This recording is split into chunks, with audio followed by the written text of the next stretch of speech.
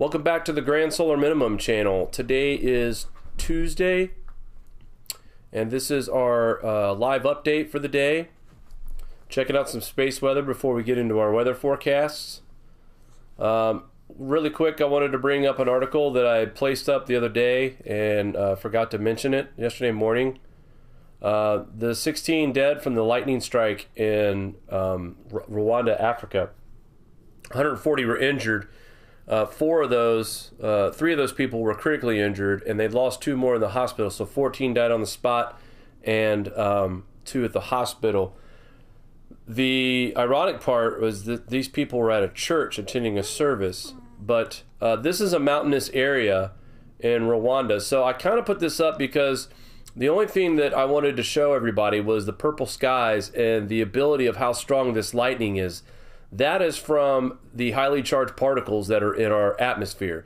Now, I'm not going to blame this lightning storm on Grand Solar Minimum because this is an area that sees several lightning strikes. I mean, it's a mountainous area, so they are used to these kind of lightning strikes, but these were a little bit more severe. These were a little stronger.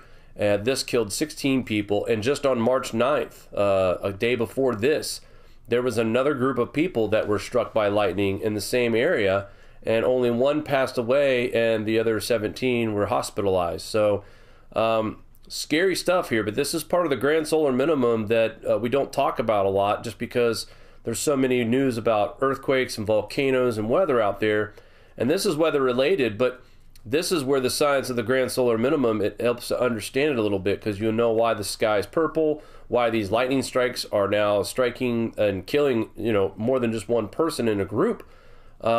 We've heard stories of animals being killed by lightning in a field, but very scary stuff when you see it affecting people, and as many as people as it killed right there on the spot.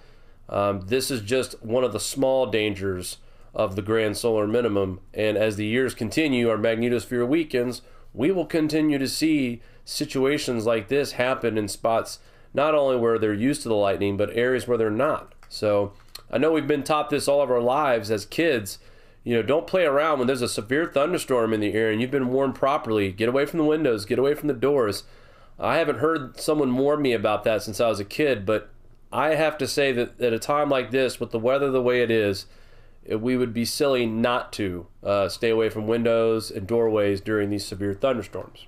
All right, taking a look at our spaceweather.com news. Who's calling? I don't know. It's a live call, everybody. Put him on the spot, Jake. About the not being in front of a... You got that phone call, Jake? About the being in front of a window. It's sort of alarming to me going through this storm footage. Someone actually posted video of the window pane like shaking violently, and they're standing in front of it. I saw it on Twitter, and I was like, my God, what is this person thinking? Well, back away from the window. And totally dangerous. Is this from this storm you're saying? I just saw it a couple days ago on Twitter, and it was one of those things I looked at. I'm like, oh my God, that person is just not using their head. And then I just scrolled on by. It's like, wow. And we've shown footage all year round of places that aren't used to storms. And that's the number one thing that goes through my mind. These people are standing at the window making videos of tornadoes or straight line winds. Some of the hurricane footage that we saw this year from social media, these people were risking their lives, or their safety anyway, to get these photos and the video footage. So guys, we can't mess around anymore. These thunderstorms are getting more serious. The lightning strikes are getting more serious. The winds have definitely kicked up a notch. So just remember common safety when you guys are dealing with taking photos or video of these storms that are coming through your area. All right, our solar wind speed today is at 338.7 kilometers per second. That was 338.7 kilometers per second with a density of 7.5. Day number 10 without a sunspot. That takes us to 38 days for the entire year so far. We are definitely accelerating into this minimum. I know folks were predicting very little, if any at all, sunspot activity in solar cycle 25. Right now, it looks like solar cycle 25 has begun because just of the lack of sunspots and all the coronal holes that we have seen as well. But we all know that officially 2019, 2020 will start solar cycle 25. So, very impressive start so far to this minimum. KP indices are at a quiet 1, and a 24-hour max is also at 2. But this is going to change tomorrow on the 14th, which is a Wednesday. Now, we'll start to see some of that solar wind kind of affect our magnetic field. And on, they're not calling for anything higher than a G1 storm from this on March 14th or 15th. So I've saw various reports about a future event on the 18th through the 20th. I haven't seen any real proof yet that would state that that's going to happen, but it is some concern when you see coronal holes this wide. You've always been taught that you're going to have a faster stream of solar wind coming out of these holes the wider they are. Now, I can't imagine how worse this would have been if it would have been just as tall as it is wide. So something we'll keep an eye on here at Grand Solar Minimum channel. We'll let you know if this will be an uptick from a G1 storm. But right now, NOAA forecasters are saying that there's a 55% chance of a G1 class geomagnetic storm, and that's about all I can say for right now. We'll take a look at our TSI. Mario, would you mind? Never mind. I think you already did it. I did it for you, Jake. How about that? See, always thinking. TSI readings have been up just a little bit. We went from 1361 to 1361.12. So, again, very minor increase in TSI. As we see the chart here, it's up and down, mainly trending down right now. And just keep an eye on it day to day. That's pretty much how this Grand Solar Minimum stuff works. Nothing happens overnight. Nothing happens over a few months. This stuff is monitored years at a time. So taking a look at our Earth null, you get a good look at Skylar here, the noreaster. And I'll get into this here in a little bit. It's interesting, too, about the forecast. But I'll get into that here in just a second. Let's check out our temps real fast in the Arctic. And here we go. Let's see what I can get here. Can we see that yet, Mari? No, that's not showing up, is it? I can fix it. So would you go ahead and fix that so we can let the viewers see what the temperature is? Look at me and my big thumbs making things go like that. All right, so let's zoom this guy out a bit here. I just want to make sure because, again, very frustrating. Actually, well, you could get the. Well, you need it about right there, right? Jake? I need it for the. I'd like to be able to visualize the entire Arctic. How did we do this last time? That's bad. That's all right. I think it's just zoomed in too much. You can't move that down. And that happens. We'll zoom it back in. I'll just have to go ahead and broadcast them. I thought we had a way where we were showing. It might just be how the site is. Sometimes Earth null's a little wacky. All right. So let's go ahead and try to do what we can here to show off temperatures. First temperature I'll land on here, negative 21. I'll go directly at North Pole, negative 16.9, negative 35.2, negative 39, negative 28, negative 22. Let's go out here. This is isolated away from the Arctic a little bit. Negative 27. 4.7 degrees. Get out the suntan lotion, folks. Time to go swimming. Nope. Doesn't look like the Arctic is cold. It looks like that its conditions are prime for freezing and ice. And just another funny story. I saw another article again today where a group of global warming researchers were heading down to Antarctica and had to be rescued from their ship. Even down here, folks, even as far south as down here, look at that. We're still at 12.3 degrees, okay? So anyone out there who's worried about the North Pole losing ice, don't worry. It's going to be just fine. It's pretty cold up there. I wanted to touch base. Well, people are saying, well, what about North Alaska? 14.9, 26.4, 28 degrees. Even in the southern parts of Alaska, I'm still below. Oh, here we go. We got a winter right here, 33.4 degrees here. Now, the reason why I mention this is that in the last major grand solar minimum that we had Greenland and Alaska both heat up during the last big grand minimum. This happens. So, nobody said that the grand solar minimum was the ice age. If an ice age follows a grand solar minimum, that's on a separate cycle. But the grand solar minimum is definitely responsible for the majority of the cooling of the planet and the current freaky conditions that we're having right now around the world. So winter does not want to let go here in the northeast of the United States. You can see the rest of the country trying to get spring in. But here in Buffalo, we're at 27 degrees. And of course, off the coast where this nice little nor'easter is happening, it's also cold enough to support snow as well. 29 degrees. We're in blizzard watch country up here. So this is going to be nor'easter number 3. Let's go to the watchers real fast. I wanted to talk about tropical storm, or actually cyclone Linda, that forms between Australia and New Caledonia. Now, the only reason why I'm bringing this up, and I'm liking what I'm seeing here, because it does look like this storm, this path, oh boy. So we're looking at this, and the cyclone basically is now located 845 kilometers northeast of Brisbane, Australia. Lydia was moving south-southwest 26 kilometers per hour, which is 16 miles per hour, with a maximum 10-minute winds of 40 miles per hour. Maximum 3-second wind gust of 59 miles an hour, and central pressure of 995, according to the data provided here by the Australian Bureau of Meteorology. Still said that wrong. Doing good, Jake. Meteorology. Would you like a drink, Jake? Ology? Meteorology? Meteorology. Meteorology. That sounds like a word. Everyone That's a real word. Birds. We're all humans. It's a beautiful thing, Jake.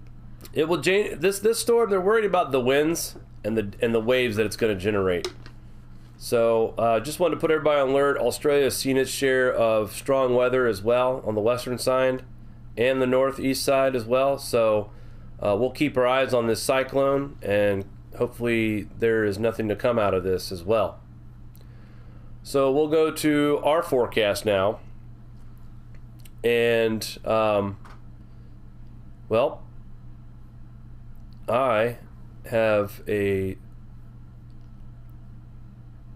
There we go. All right, so taking a look at... I'm just going to go ahead and put this on play, so there's no real way of doing this here. So go ahead and scroll that back down. We're looking at this monstrous storm here. That is Skylar, lake effect snows. I'll go ahead and pause this real quick. Scroll down just a little bit so people can see the date on OBS. Scroll down. Or just pull it down.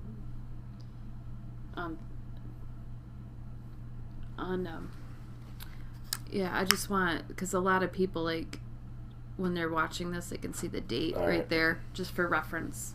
Well, you know how it is on YouTube. You got to have the proof. So anyway, we're looking at Saturday, next weekend, March 17th, this coming weekend, I should say. We've got another low pressure system forming over the Midwest. We've already been talking about this one, but for those of you who are curious about a nor'easter, number 4, forming, supposedly it's this system that I've been talking about that's forming on the 20th, right here, this low pressure system in the middle of the country by Illinois and Indiana. Now, watch it as it moves across the United States. By Tuesday, March 20th, it's starting to get its act together, and off to the east coast it goes. Oh, similar track to what Skylar is now. This thing goes off of the coast, but this is where I think forecasters are confused a little bit. If you saw that here, I'll go back a little bit. Take a look at this storm. This is what I think forecasters are going to watch. My cursor's right here in this area, all right? Now take a look here. This is Tuesday. Move this in one day into Wednesday. Now you see the low pressure system is all the way out here where that legend is, or where the location is. Okay, that's where my cursor is. Now watch it jump back to the coast. That's moving forward. Right there. I'll go back one more time. So here is Tuesday into Wednesday, and then later on Wednesday, that low pressure system moves back in towards the coast. So I think what forecasters are watching right now is how much further east that storm comes back, because it does take that northeast track once again. So it's way, way, way too soon to worry about next Tuesday. But, you know, we all forecasted this current nor'easter not to be a nor'easter, and look where it's at right now. We're in a blizzard warning in Boston, where several inches of snow have fallen. And there's something else I want to point out too real quick, but I'll just go through our quick little update. March 22nd, midweek, another storm system forms. It quickly loses its organization and kind of breaks up out into the Atlantic. But here is, in my opinion, people are talking about the storm coming up early next week around the 20th. But this one right here, every time I look at it, it gets bigger and bigger. And I don't know about you folks, but if we don't get nor'easter number 4, mark your calendars for Monday, March 26th, because look what this storm is doing right here. There is no doubt, if this holds together, this will be the lion. You know how they say that seasons come in like lambs, they go out like lions, or if they come in like lions, they go out like lambs. This is going to be the lion at the end of March. No doubt in my mind. Now, I hope I'm wrong. I shouldn't say no doubt, because we all know how tricky forecasting weather is, and I'm not a meteorologist. But just looking at what I'm used to seeing, the GFS has been the most consistent, in my opinion, when it comes to storms forming and predicting and forecasting. I mean, this is incredible. Look how tight these isobars are. Folks, this thing is going to be another bombogenesis, for sure. The pressure is predicting within, okay, so right here, Monday, March 26th, it is a low pressure system, 975. And then by midday, it drops another 10 millibars. So this is a chance for this system here to actually bomb out on us at the end of the month. But again, way too far out. But I've pushed this before, where I'm showing these GFS forecast for dates down the road, and it has shown us storm after storm after storm. Now, this is something that I am welcoming here, March 29th. This, to me, is why I think that this storm right here on the northeast on the 26th is going to be the lion to our winter season. Will it finally be over after this? Because if you look here, after that storm moves out, we got some precipitation out west, but nothing really majorly organized. So, folks, I hope this is the light at the end of the tunnel. We got to get through Skylar, a possible nor'easter number 4 in 2 weeks, and possibly number 5 of March, and the 6th major one on the year. So, this is definitely a March to remember. I don't remember the last time that we had 5 nor'easters in March. Now, right now, we've only had 3 in March, but the models are favoring 1 at the end of this month for sure. And this is the most defined. I don't mean to keep going back to this, but this is probably one of the most defined storms out of all the nor'easters. This bad boy sets up Sunday in the Four Corners, and it's heavy snow in Kansas, folks. Northwest Kansas, central Kansas. Meanwhile, Texas and Oklahoma, you're going to get drenched with rain. The system moves east.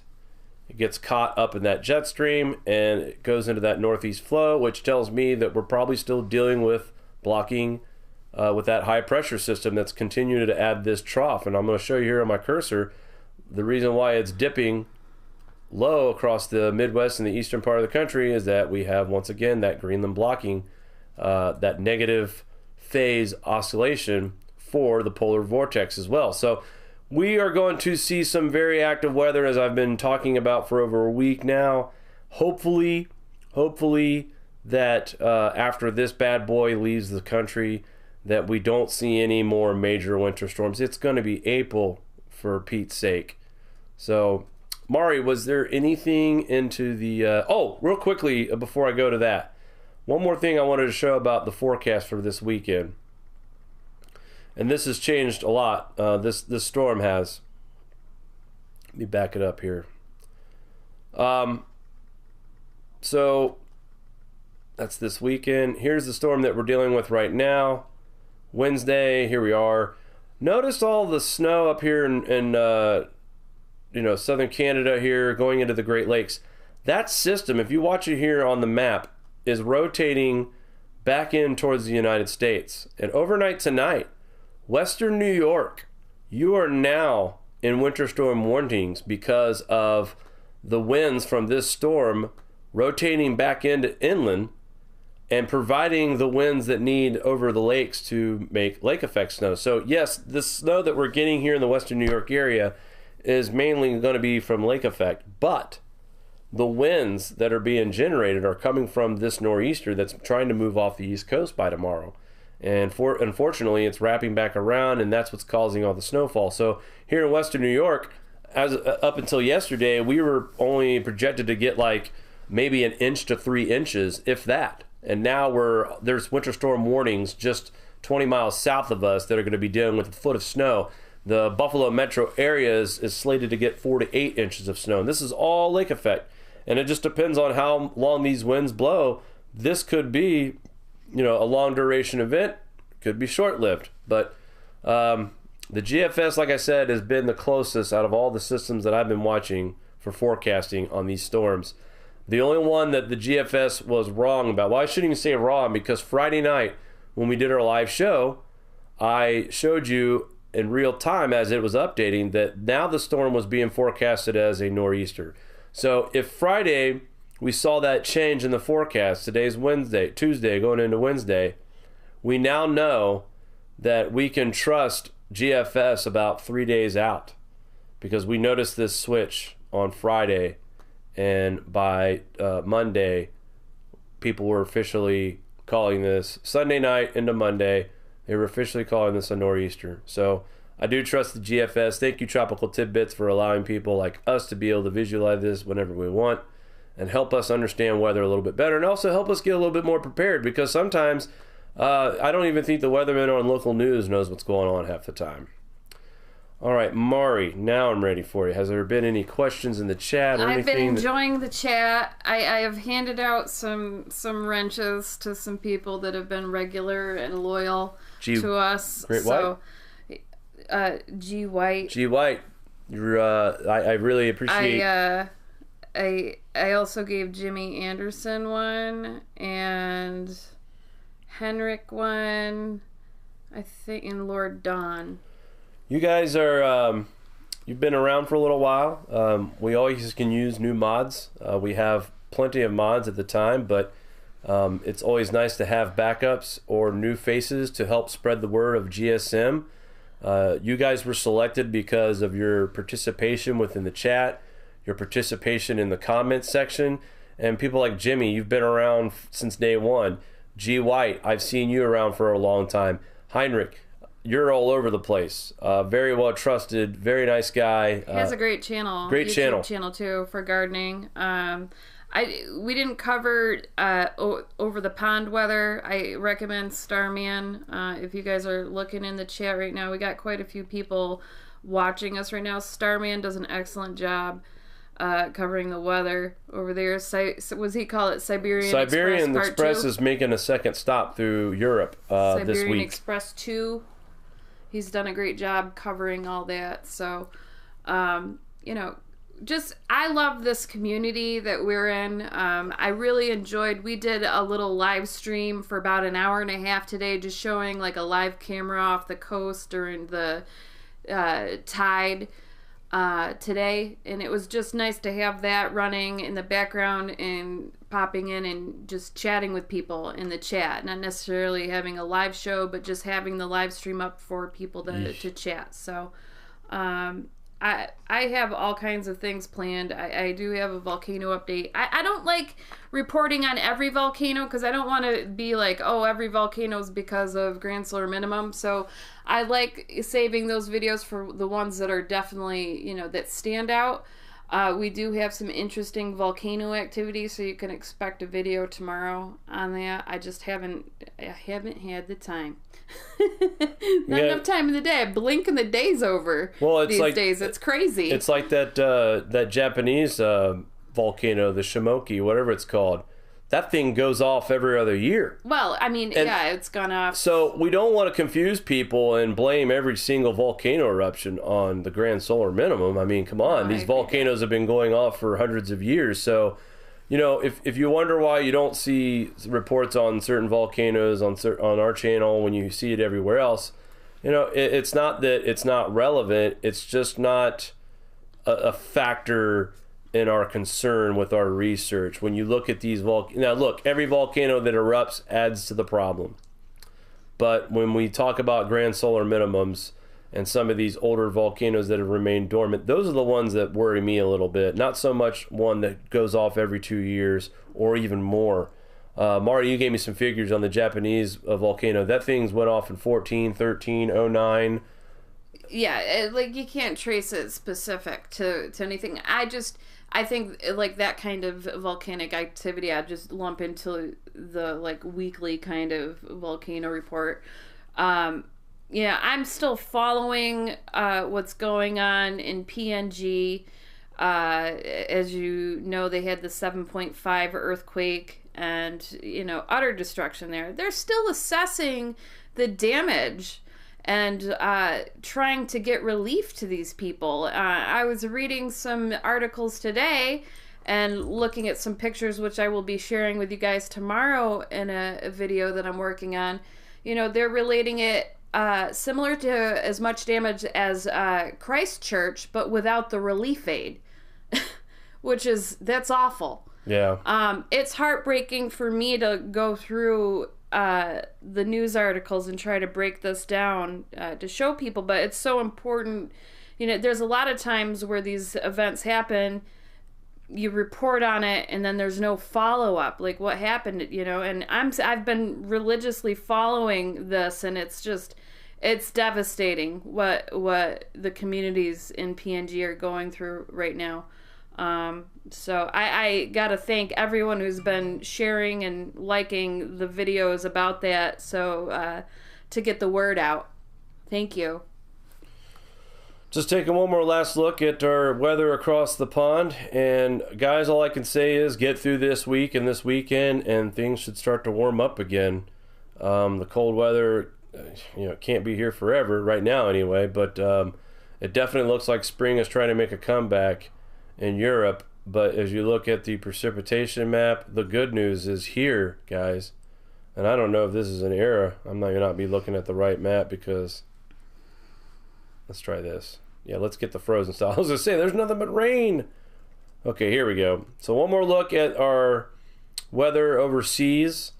We do see a very heavy snow event developing around Sunday this weekend. So winter is not over for Europe by far, and it's mid-January at this point, folks. Very cold air to tend with, but like I said, once we get past this next 10 days, we should start to see spring-like conditions making a return back into the region. Even late in the month, we see some snow mixed in, so guys, hang in there. Spring will be on its way eventually. I don't know how much damage has already happened to crops right now. I think that's something else that Mari and I will definitely keep track of. Something that has to be kept an eye. Oh, speaking of crop loss, I want to show everybody something real quick. We've kind of redone things here at grandsolarminimum.com. You have your weekly report here, and then Mari has added other links: commodity prices, commodity futures, drought monitor, wheat future quotes, ag facts news, ag market news. All the tabs have new. All the agricultural. I mean, this is to me. Before we just had the weekly report. Very vague, very long, lots of info to go through. Here, you've got several things to look at with their own presentations, not lumped into one. You go over here to the volcano and earthquakes. We've got 3D Earthquake Live, Volcano Discovery, Volcano World, Smithsonian Institute, USGS, Bowie Center, Jane Krippner, Volcano Live, which are cameras, which are awesome to watch, and the Volcano Warning Chart. Now, before in this category, we just had USGS. So you see we have grown in that. Global weather. Of course, you got your maps, tropical tidbits. You got Earth Null, Mike's weather page, Meadow Earth, windy.com, vituski.com, and of course a radar, AccuWeather, weather.com, with other things like a real-time lightning map, and of course NASA global precipitation measurements. And then prepping, very useful section here. I'll just go ahead and click on it. We'll load it up. And Mari had done a little bit of research. and she wanted to put some things together that would be useful for folks. So here all you have to do is click on the picture if you're interested in purchasing any of these items or any interest in buying these books. We've got When Technology Fails by Matt Stein. Here's another good book, The Survival Medicine Guide. And of course, just a bunch of how-to books on how to homestead, edible plants, 100 deadly skills, things to help, sharpen your skills in survival. Hand radios for dummies. This is going to be the book I read frequently. Mari has access to these kind of radios and knows how to use them. I don't. But we do recommend that you take a look at some of this stuff because I think there is a lot of useful information on this back side of the page that you guys can benefit from as well. And then, of course, we have GSM resources. We've got cool global cooling papers, noahclimate.gov, just for you people out there who don't say we're fair and balanced. What's up with that? Ice Age Now, of course, Dr. Roy Spencer, Mr. David Dilley, Piers Corbin. Real Science with Steve Goddard. I highly recommend that guy. Great person. Dr. Tim Ball. And just some other channels here like Climate Depot. We even have Heinrich Svensmark on here. And I highly suggest everyone go check out his work on the cloud nucleation. Other than that, I just wanted to thank you, Mari, for putting in the hard work that you put in on this channel. And you're building a very good website for people to come and study on their own and look at the resources on their own and not just take our words for it. So, all right, with that being said, Mari, if you have nothing else. I'm good, Jake. You guys have a great night. Guys, take care. We'll see you again tomorrow.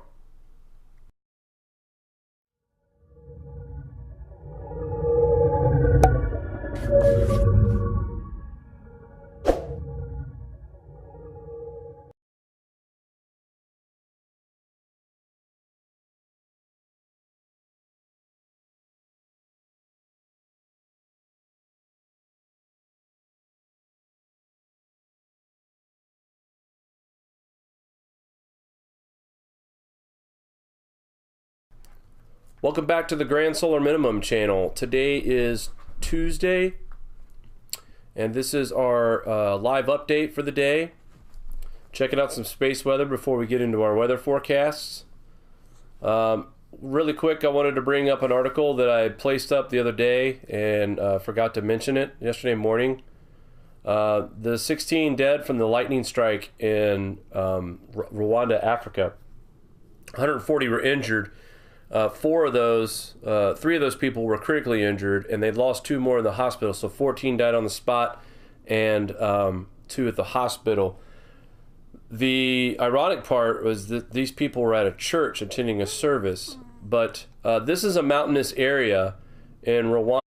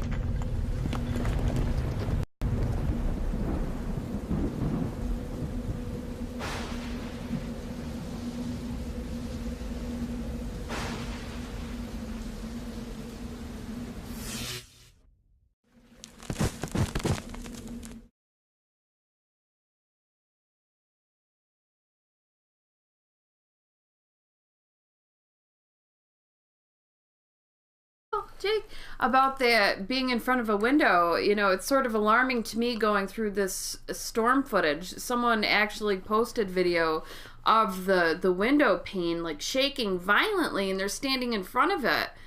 I saw it on Twitter, and I was like, my God, like, what is this person thinking? Well, like, back away from the window. And you know, and totally dangerous. Especially, is this from this storm you're saying? I just saw it a couple days ago on Twitter, and it was one of those things I looked at. I'm like, oh my God, that person is just not using their head. And then I just scrolled on by. It's like, you know, wow. And you know, we've shown footage all year round of places that aren't used to storms, and that's the number one thing that goes through my mind. These people are standing at the window making videos of tornadoes or straight line winds. Some of the hurricane footage that we saw this year from social media, these people were risking their lives or their safety anyway to get these photos and the video footage. So guys, we can't mess around anymore. These thunderstorms are getting more serious. So I kind of put this up because the only thing that I wanted to show everybody was the purple skies and the ability of how strong this lightning is. That is from the highly charged particles that are in our atmosphere. Now, I'm not going to blame this lightning storm on grand solar minimum because this is an area that sees several lightning strikes. I mean, it's a mountainous area, so they are used to these kind of lightning strikes, but these were a little bit more severe. These were a little stronger. This killed 16 people. And just on March 9th, a day before this, there was another group of people that were struck by lightning in the same area, and only one passed away and the other 17 were hospitalized. So scary stuff here, but this is part of the grand solar minimum that we don't talk about a lot just because there's so many news about earthquakes and volcanoes and weather out there. And this is weather related, but this is where the science of the grand solar minimum, it helps to understand it a little bit, because you'll know why the sky is purple, why these lightning strikes are now striking and killing, you know, more than just one person in a group. We've heard stories of animals being killed by lightning in a field, but very scary stuff when you see it affecting people, and as many as people as it killed right there on the spot. This is just one of the small dangers of the grand solar minimum, and as the years continue, our magnetosphere weakens, we will continue to see situations like this happen in spots not only where they're used to the lightning, but areas where they're not. So I know we've been taught this all of our lives as kids. You know, don't play around when there's a severe thunderstorm in the air and you've been warned properly. Get away from the windows, get away from the doors. I haven't heard someone warn me about that since I was a kid, but I have to say that at a time like this, with the weather the way it is, we would be silly not to stay away from windows and doorways during these severe thunderstorms. All right, taking a look at our spaceweather.com news. Who's calling? I don't know. It's a live call, everybody. Put him on the spot, Jake. You know about the not being in front of a... You got that phone call?